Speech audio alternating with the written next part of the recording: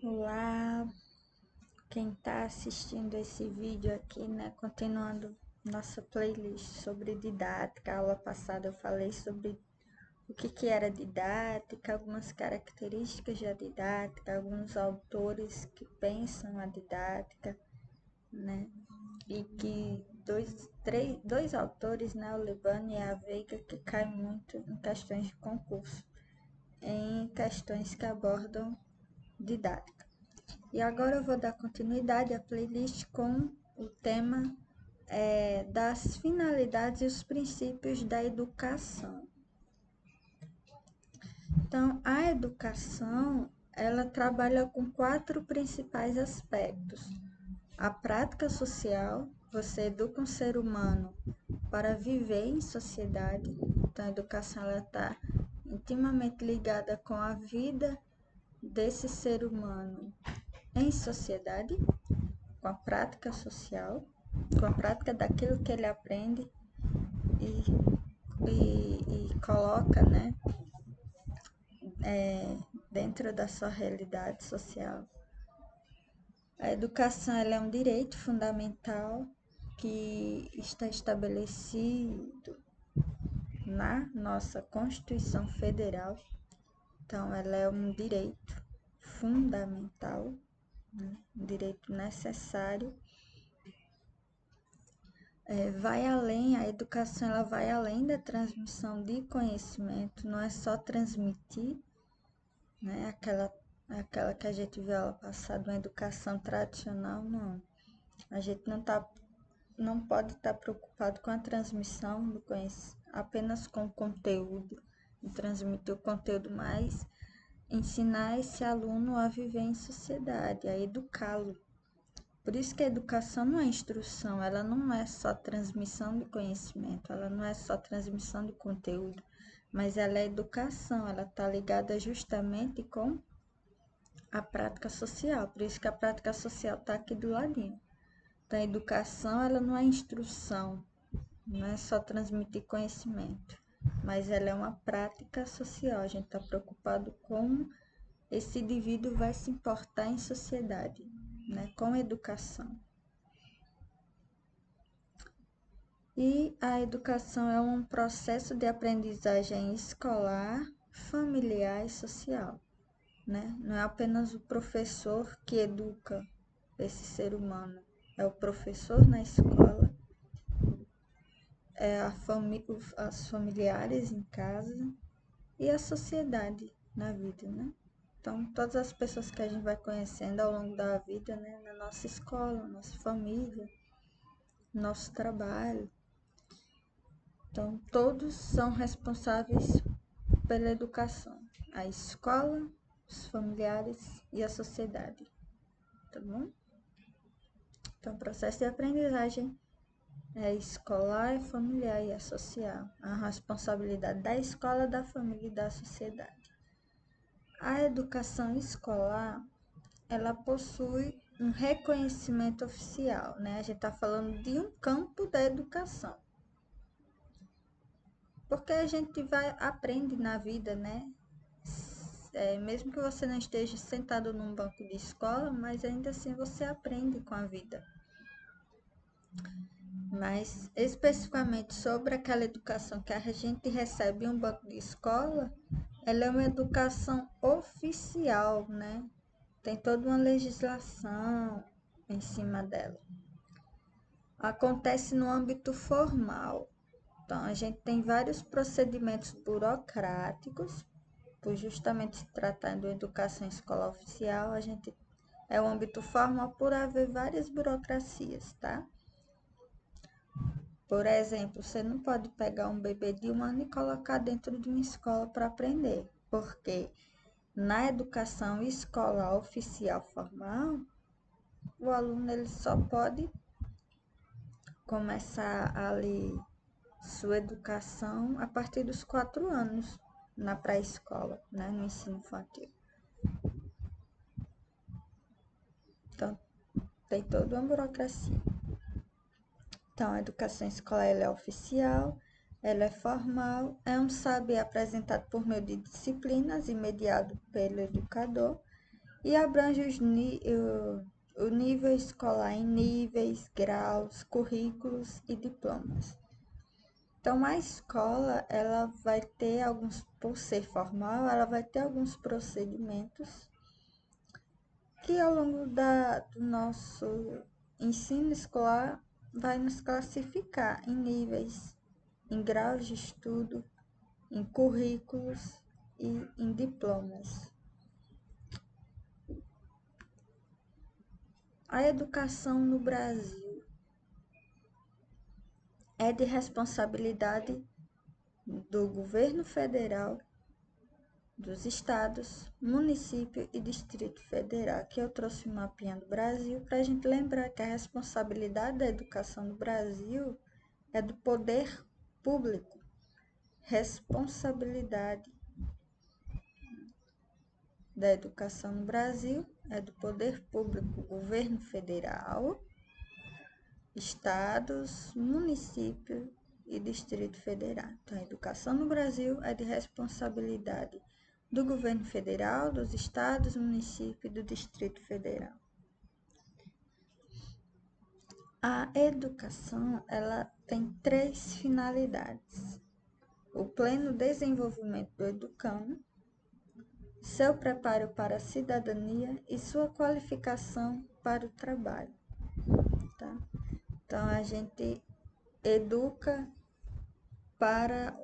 com o objetivo de formar essa pessoa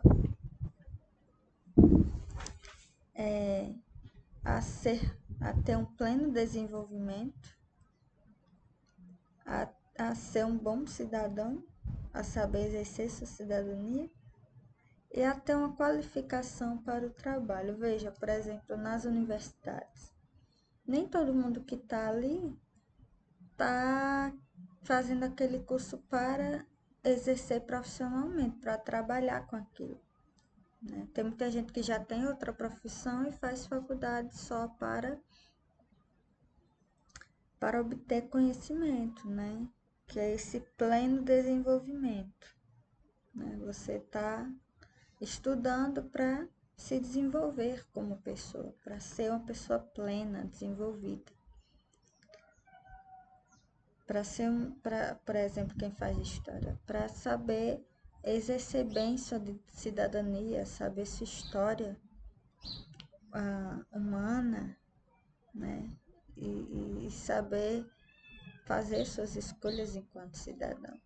Mas tem muita gente ali que está fazendo faculdade para exercê-la como profissão. Então, nesse caso, a educação, além de ter a finalidade de ser o pleno desenvolvimento do educando, de seu preparo para o exercício da cidadania, ela também vai qualificar, vai preparar esse aluno para o trabalho. A educação tem objetivos. Então, os objetivos da educação brasileira, essas aqui são as finalidades. Quando o aluno termina sua escolaridade, objetiva-se, quando ele termina, objetiva-se que ele tenha o pleno desenvolvimento, o preparo para o exercício da cidadania e sua qualificação para o trabalho. Agora, quando ele inicia seus estudos, se objetivo que se visa que a construção do sujeito apto para agir de acordo com os preceitos estabelecidos como aceitáveis dentro do contexto social. A construção é isso aqui, ó. A construção do pleno desenvolvimento do educando, né? Além de desenvolver o cidadão com o apoio do Estado, da sociedade e da família. Então, o grande objetivo da educação brasileira é formar esse educando em um bom cidadão. E quem forma o cidadão não é só a escola, mas é o Estado, o poder público, a sociedade e a família. E aqui, muito importante, né, os 14 princípios da educação que está no artigo 3º da nossa LDB, Lei de Diretrizes e Bases. São 14 princípios, tá? Alguns desses princípios é só você pensar na Revolução Francesa. E qual que é o lema da Revolução Francesa? Igualdade, liberdade, né?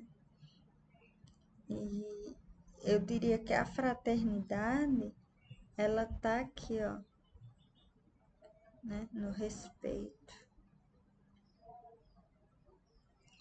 Então, igualdade, liberdade, a gente pensa na Revolução Francesa. A gente tem que ter igualdade de condições para o acesso e permanência na escola. Então, você tem